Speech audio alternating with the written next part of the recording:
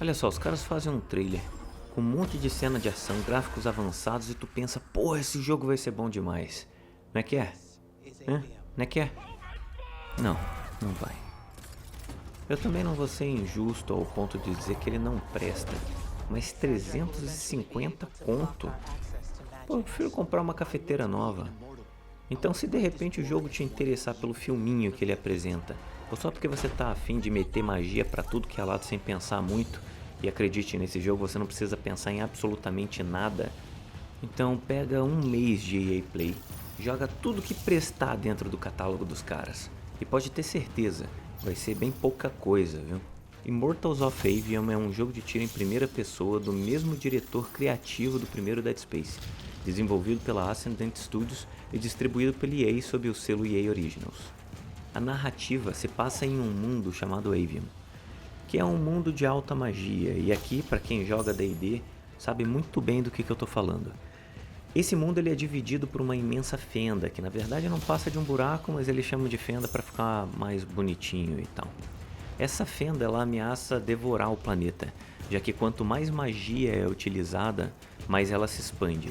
Essa divisão impulsionou uma guerra antiga chamada Guerra Eterna, entre duas potências mágicas, Lucian e Rasharn.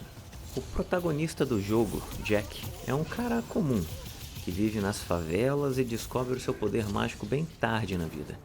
Aqui a gente já tem uns trechinhos bem clichês. Ele é recrutado pela Ordem dos Imortais, que é uma elite militar, que busca impedir que o ditador de Rasharn controle toda a magia do mundo. Jack, para variar, é melhor do que todo mundo, né? Ele é um triarca, então ele possui a rara habilidade de manipular as três cores de magia, que são elas vermelha, que está mais para um tipo de escopeta, a azul, que é como se fosse um tiro de fuzil, e a verde, que é uma metralhadora, mas é bem fraquinha. Com tudo isso, ele tenta desvendar segredos antigos do mundo e vencer a guerra. O detalhe aqui é que cada uma dessas cores é responsável por remover o escudo ou dar mais danos em certos tipos de inimigo. E normalmente eles vêm piscando na cor que você precisa atirar mesmo, então é um troço bem invisível e você não precisa pensar muito. Se o inimigo é vermelho, você vai usar magia vermelha. Se o inimigo é azul, você usa azul, e se ele tá piscando em verde, tu mete verde pra cima dele. Você até consegue dar dano utilizando as outras cores, mas vai por mim, só vai te dar dor de cabeça e vai demorar pra cacete tentar fazer isso aí. Então, bom, troca a cor, mete tiro da cor que você precisa, que tá tudo certo. A história até que é legalzinha, sabe? Apesar de eu achar ela meio clichê em algumas partes, de fato tem alguns plot twists do meio pro final do jogo. A amiga do Jack morre logo no começo do jogo. Ele fica putinho, libera o poder, aí descobre que é um miseravão, e você já fica com aquela pulga atrás da orelha, sabendo que a falecida pode voltar a qualquer momento. Mas tá bom, né? Tem pontos na história que tem seus méritos.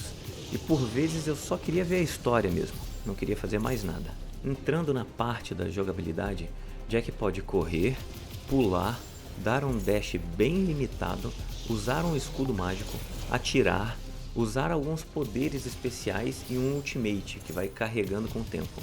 Ele possui um tipo de chicote mágico para se pendurar em alguns pontos ou puxar inimigos.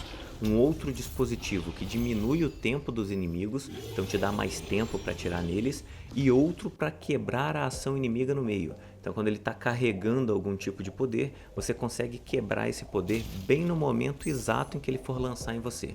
Agora imagina tudo isso de uma só vez, enquanto tu toma porrada de tudo que é lado. Eu confesso que eu achei os controles meio confusos, ao menos utilizando o teclado. Mas acho que nem é problema do jogo não, né? Se eu tivesse uns 7 dedos na mão esquerda, certeza que daria boa. Ele foge um pouco do padrão em relação à utilização de algumas teclas, Tab, Z, X.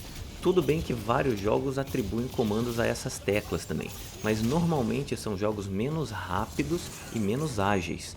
Imagina você no desespero, magia comendo pra tudo que é lado, você esticando o dedo para apertar Tab, depois apertando Z, depois C, mais o X, pô, é uma confusão da porra. Por vezes eu errava o botão no meio da pancadaria, mas como eu disse, né, faltou dedo, problema meu. Depois de um tempo de jogatina você até dá uma acostumada, mas eu acho que poderiam ter escolhido uma distribuição um pouco melhor das teclas. E claro, né, eu podia ter tentado remapear o teclado, mas pá, me faltou saco, viu? Os gráficos realmente são bons. De fato, ele possui gráficos bem bonitos, afinal de contas, já estão usando a Unreal 5 como motor gráfico. Foram usadas tecnologias de captura para a criação dos personagens, movimento e expressões faciais, então é agradável de assistir. Já em relação ao desempenho, é um pouco mais variável. Tem tanta opção para ativar ou desativar que chega a ser apresentados valores surreais em relação à utilização da placa de vídeo. Tudo bem, eu não tenho um PC da NASA aqui, nem uma placa de 5000.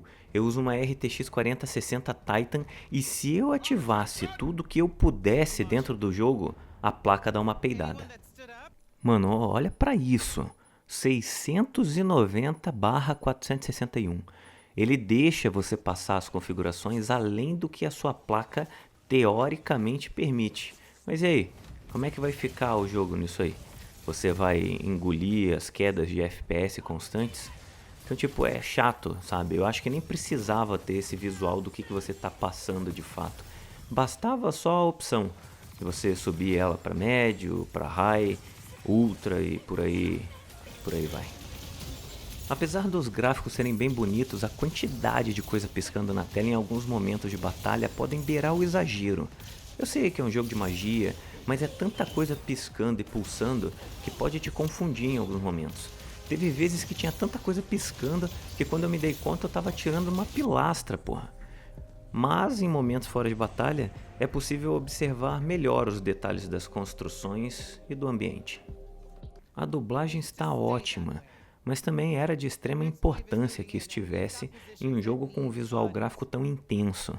Não há o que reclamar aqui, mas também imagina a grana que não devem ter gastado com atores e atrizes. As vozes foram muito bem acertadas e a sincronia labial está de acordo. Os efeitos sonoros acompanham bem o clima do jogo e dão certa profundidade, bem como a trilha sonora com temas interessantes e que entram em momentos-chave. Enough yet. That still work? Important one does. Good. Para concluir, seria difícil recomendar a compra desse jogo levando em conta o preço original de R$ 319 na Steam. Eles devem ter fumado uma cigarrilha de orégano com mais algum componente estranho ali. Não se enganem pelos belos gráficos ou jogabilidade rápida. Tem seus méritos, mas não vale o preço. Mas como o jogo deu uma bela de uma flopada, é comum vê-lo com 75% de desconto, talvez até para mais. Então por menos de R$ 100 você consegue adquirir o jogo. Ou faz como eu, um mês de EA Play por R$ 30 é o suficiente para finalizar o jogo, curtir a história, ver um monte de piscadela de magia na tela e não se arrepender porque você não vai jogar ele nunca mais.